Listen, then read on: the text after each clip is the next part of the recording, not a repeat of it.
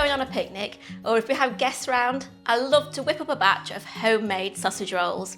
They're so easy to make and they're always the first thing to disappear from the table, and they literally only need 3 ingredients. You need a 320 gram or 11 ounce pack of ready rolled puff pastry, 1 egg and 5 thick or about 8 thinner pork sausages, which is about 250 grams or 8 3/4 ounces of pork sausage meat. Now I've got my oven preheating to 200C or 400F, and we're going to line a baking tray with parchment paper or a silicone mat. Unroll the pastry on a chopping board, then slice the pastry in half lengthways so you've got 2 long lengths.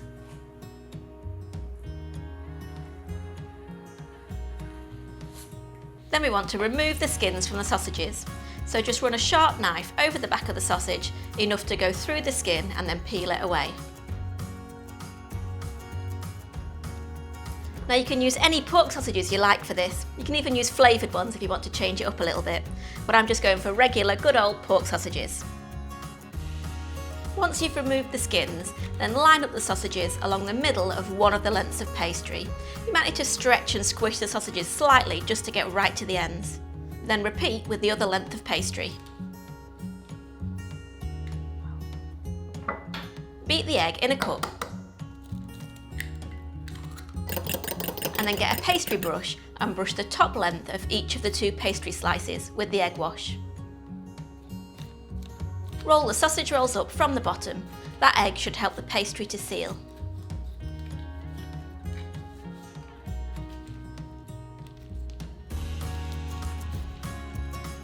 Now a little pro tip here is to turn the sausage rolls over and then seal the seams shut with the back of a fork.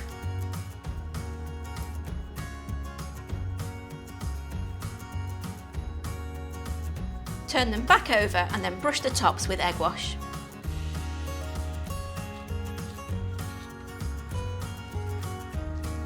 Then cut each length of the sausage rolls into about 10 or 11 mini sausage rolls.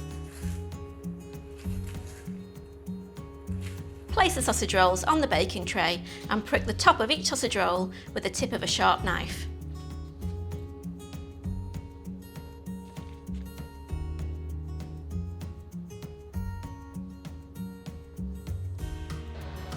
Bake in the oven for 18 to 20 minutes until the pastry is lovely and golden brown.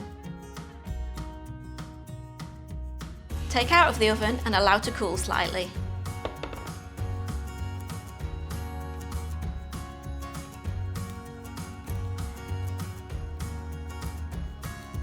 You can let them cool completely before serving, but I love to serve them warm, fresh from the oven.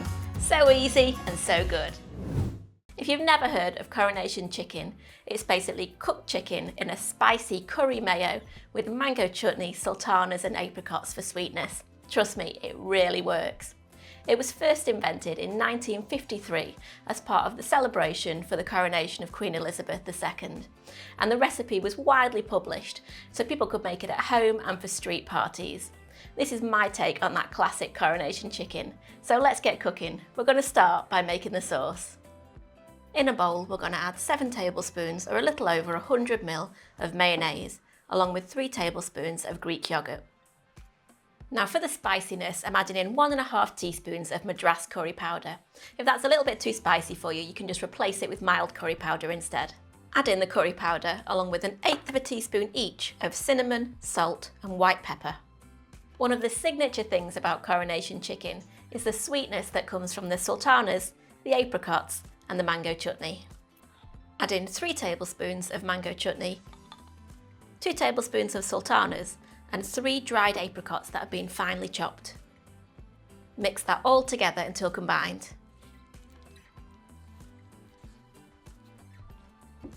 Now for the chicken, we're going to add in 500 grams, which is about a pound of cooked chicken that's been shredded or chopped into small pieces.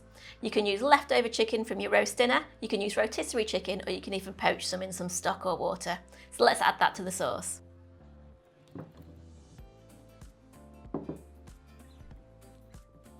Mix it all together until the chicken's coated in that delicious sauce.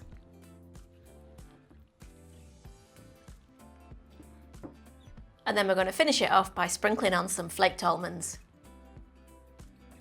So creamy and delicious with a hint of spiciness and sweetness too. You can serve it on sandwiches or as part of a lovely salad. If it's good enough for the Queen, it's good enough for me. Today I've got a fantastic recipe for homemade Cornish pasties. Chunks of tender peppery steak with melt-in-your-mouth vegetables, all wrapped up in homemade buttery pastry. We're going to start by making the pastry.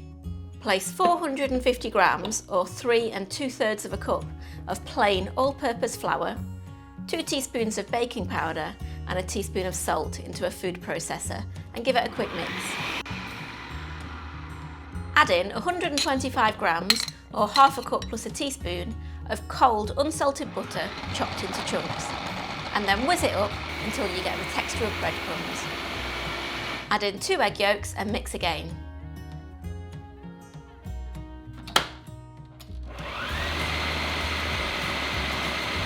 Now we're going to add in 125 ml, which is a little over half a cup of cold water, a little bit at a time while the food processor is running. We're just going to go long enough until the dough forms into a ball, so you might not need all the water.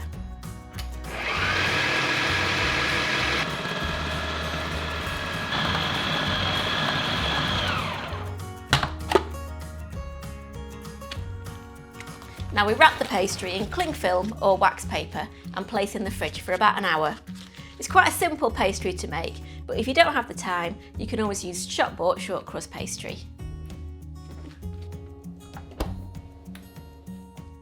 After an hour, take the pastry out of the fridge and preheat your oven to 180°C or 350°F, and then we're going to sprinkle a little flour on 2 baking sheets to stop the pasties from sticking.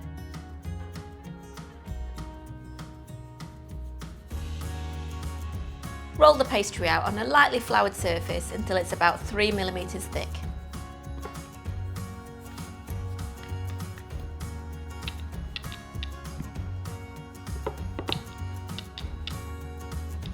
Cut circles into the dough using a plate as a template. The plate needs to be about 20 to 21 centimetres or 8 inches in diameter.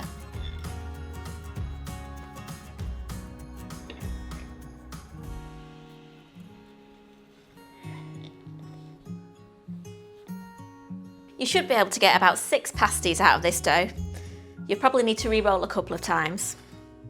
There we go. Now we're going to make the filling for the Cornish pasties. I've got 450 grams or a pound of peeled potatoes here that have been diced into 1 centimetre cubes, and I'm going to add them to the bowl. To that we'll add 150 grams or 1/3 pound of swede or rutabaga, again peeled and finely diced. We'll also add 150 grams or 1/3 pound of diced onion and 300 grams or 2/3 pound of sliced skirt or sirloin steak. And then we'll mix that together with a teaspoon each of salt and black pepper. Now take one of your pastry circles and place a really good spoonful of mixture into half of the pastry. So you want to pile it up quite high, you need it to be packed full. But you also need a border of about 2 centimetres all the way around when you fold it. Next, add a teaspoon and a half of unsalted butter onto the mixture. Brush a little egg wash around the edge of the circle. Now fold the pastry over until the edges meet and you have a semicircle. Now you want to firmly seal and crimp the crust with your fingers. Apparently this thick crust originates from the coal miners who used to eat their dinner with their hands and then discard the crust as it be covered in coal dust.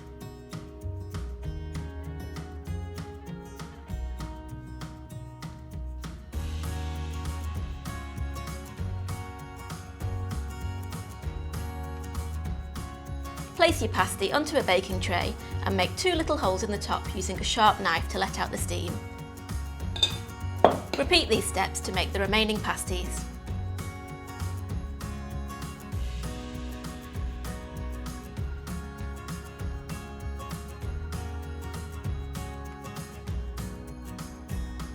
Brush egg wash over the top of the pasties and place in the oven for 45 to 50 minutes until golden brown.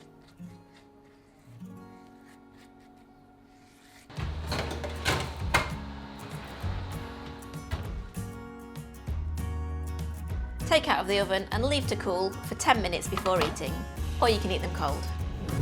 Restaurant or supermarket coleslaw is easier to make than you might think, and making it at home means you can whip up the quantity that you need so nothing goes to waste. We're going to mix together some lovely crunchy veggies and creamy sauce. So let's start by prepping those veggies. I've got half a large white cabbage, 2 medium carrots and 1/4 of a brown onion. We're going to julienne the cabbage and carrots using a mandolin.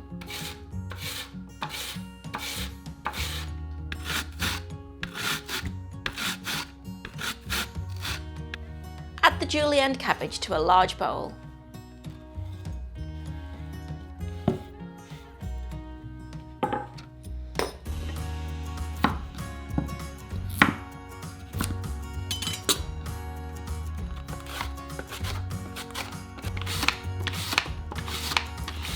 Julienning is basically slicing the vegetables into fine strips.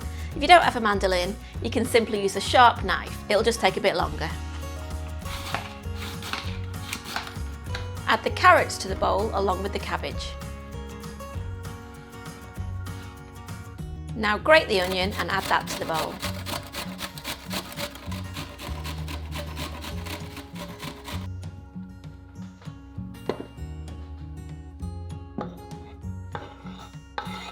Next in goes the creamy sauce ingredients. Add in 240 grams or a cup of mayonnaise, 3 tablespoons of sour cream, a tablespoon of white wine vinegar, half a teaspoon of salt, 2 teaspoons of sugar, 1/8 teaspoon of mustard powder and a pinch of white pepper. Stir everything together until thoroughly combined.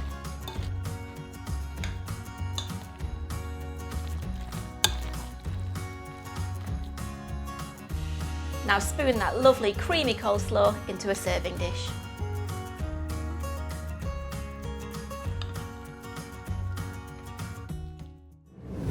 I know we're talking picnics here, but these individual berry cheesecakes make a great make-ahead dessert for any occasion. So let's get cooking. This cheesecake is made up of 3 layers. We've got a biscuit base, and then cheesecake, and then all finished off with a berry compote. So we're going to start with the biscuit base. Place 210 grams, which is about 7.5 ounces, of digestive biscuits into a large bag or bowl and crush them into crumbs using the end of a rolling pin. If you're in the US, you can use graham crackers instead of digestive biscuits. And if you want a gluten-free version of this cheesecake, then gluten-free digestives work great too. Once they're crushed, empty the biscuits into a bowl.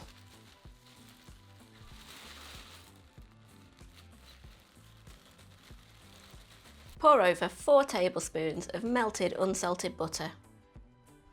Then add 3 tablespoons of light brown sugar and a pinch of salt. Mix together until the crumbs absorb the butter.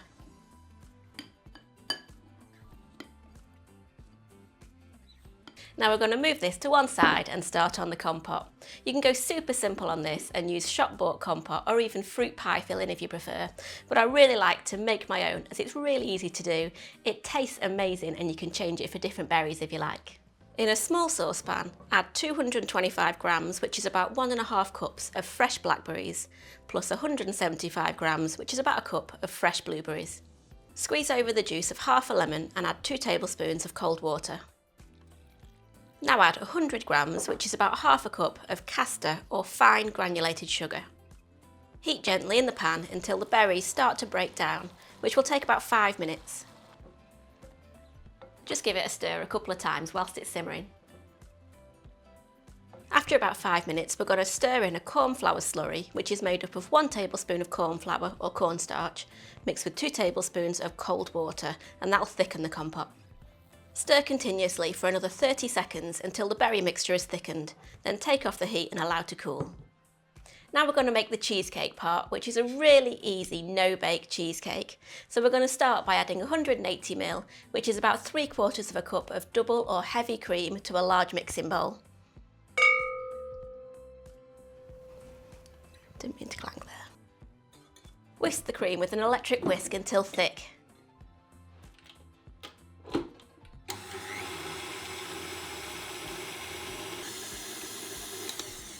Now we're going to add in 450 grams, which is about 16 ounces of full fat cream cheese, plus a teaspoon of vanilla paste and 85 grams, which is about 3/4 of a cup of icing or confectioner's sugar. Whisk again until combined and you've got a nice smooth consistency. The mixture should be thick enough to hold its shape. Now we're going to pull the 3 layers of the cheesecake together. If you're making them for a picnic, it's a good idea to use little mason jars like this. But if you're just going to eat them at home, then you can use glasses or even use teacups if you prefer.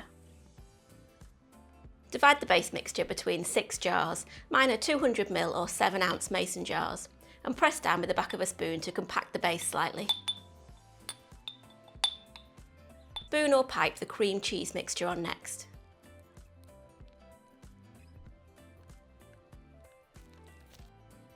Then spoon over the cooled berry mixture. Sprinkle with lemon zest or a few fresh thyme leaves and serve. You can serve them right away or place in the fridge until you're ready to serve.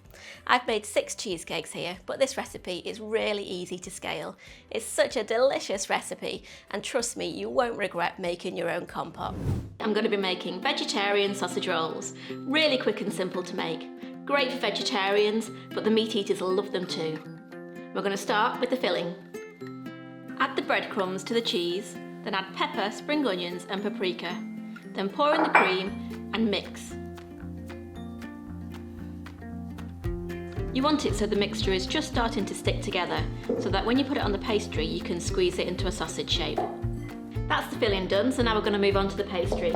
You can make your own, but I'm using shop-bought puff pastry just because it's so much quicker. So we'll unroll the pastry and then we're going to slice it in half lengthways. Spoon the mixture onto the pastry and form it into a sausage shape with your hands. Brush one side of the pastry with egg wash and then roll up to form 2 lengths. Press the seams with a fork to seal the pastry. Turn over and brush the pastry with egg wash all over. Then slice and place on a baking tray. Place into the oven and cook for 12 to 15 minutes until golden brown.